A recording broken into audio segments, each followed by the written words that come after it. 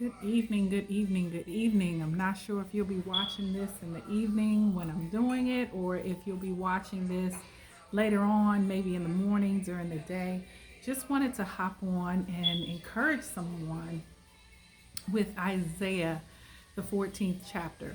So I'm going to read first from the New King James Version, and then I will also read it from the New Living Translation, just for you to get both of the different translations.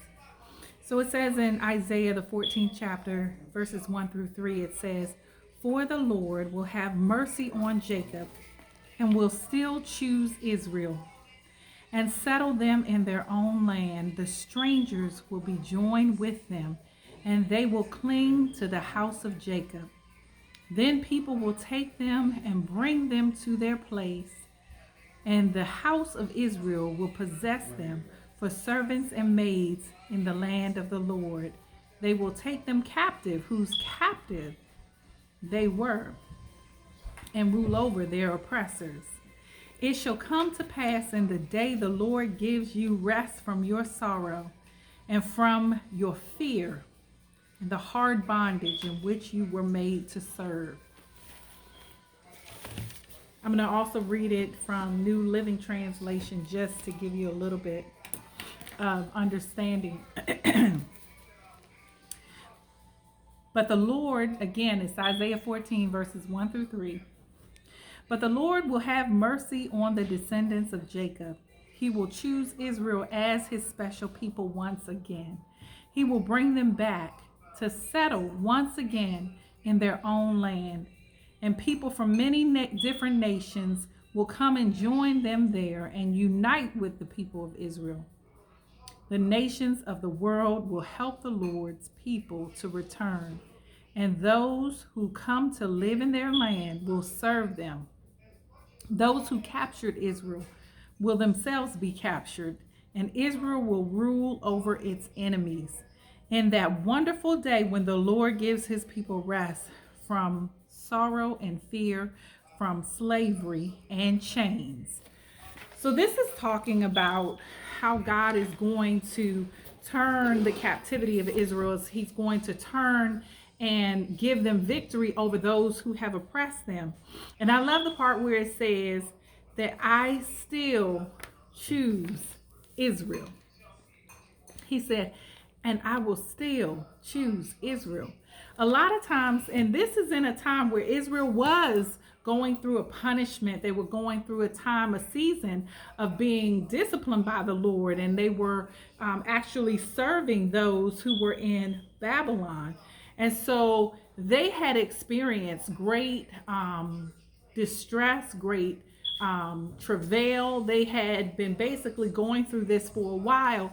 And then God sends this word and he says, I still choose Israel. I still choose my servants. I still, even though for a minute, for a moment, I had to discipline you, even though for a time it seemed like things were stacked against you, I still choose Israel.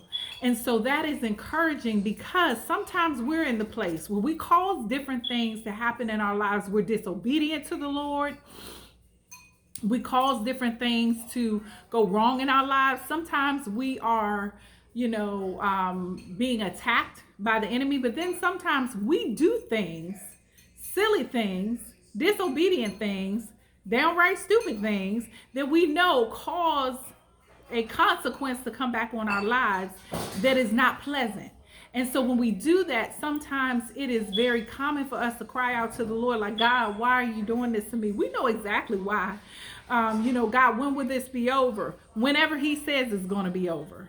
But he said, in the midst of all of what Israel was experiencing, he said, I still choose you. I still choose you. You are my people. I still love you. I've not utterly cast you away. He said, for the Lord will have mercy on Jacob. He will have mercy on his people. And then he said, and will still choose Israel and settle them in their own land. God is like, I'm still going to give you everything that I promised. Even though I had to discipline you, I'm still going to give you everything that I promised. And then he goes on to talk about that those who once were your captors will become your captives. That those who you once served will then be turned to serve you. God talks about that not only do I still choose you, but I am going to turn things around in such a way in your life that you're going to experience being the person who those people who were basically ruling over you will be put in a position where they will have to then serve you. And you can't get to a place where you feel like that, oh, this is what they deserve because of how they treated me. Because remember, Israel was only in that place where they had to serve and where they had to, where they were being oppressed because of what they did, because of how they acted, because of their own disobedience. They couldn't blame anybody else. They were the ones who went astray. And so they had to admit that they were in that predicament and in that situation because of their own doing. But in God's mercy, in God's grace, in God's love, he decides that, hey, I still choose you. And not only do I still choose you, I'm going to turn some things around for you. I'm going to turn some things and shift some things in your favor, so that now, while you were once on the bottom, you will now be on the top. While you were once at the back of the line, you're now at the front. When you were once the one who was oppressed and you were once the one who was serving someone else, now you are the one being served, and you are the one who's being elevated again and being blessed again. But you can't take that for granted. You cannot take that for granted and say, you know what, how you like me now? Now you know, I was serving you and I was down under you, but now how you like me now that I'm over you? You can't do that and try and throw it into their faces, because remember, it's only by the grace of God. It's only by the mercy of God that he is doing these things and giving you grace in your life. So you have to realize that you need to walk in humility when God does turn these things around in your life. You have to walk in humility and walk in just a knowledge and an awareness that, hey, I didn't have to be here. God did not have to allow me to get to this place. He didn't have to turn the tables in my favor. He could have left me where I was. And so I want you to be encouraged tonight. I want you to be encouraged whenever you listen to this video, that listen, God still chooses you. No matter what you did, no matter how you did it, no matter how you feel like, you know, the things in your life may have been terrible. They may have been, you may feel oppressed. You may feel used and misused and just left to the side and forgotten. God still chooses you. He hasn't forgotten you. And guess what? God also is turning things around in your favor. You will, like Israel, he said, the people will take them, then people will take them and bring them to their place. And the house of Israel will possess them for servants and maids in the land of the Lord. They will take them captive, whose captive they were, and rule over their oppressors. When God turns all of that stuff in your favor, like he told Israel, like, I'm going, you once were the captive. Now I'm going to make you the captor. You once were oppressed, but now I'm going to have you lord over those who were oppressing you. I'm going to turn your bondage and turn all of that fear in your away from you and turn things in your favor. When God says this and he does this, it is now for you to bless the Lord. Give him glory, give him honor, give him praise, but acknowledge that it is by only his mercy and by his grace that you are in this place. As you keep your mind stayed on him, and as you keep your heart stayed on him and keep yourself in a humble place, I guarantee you God will continue to bless you even the more.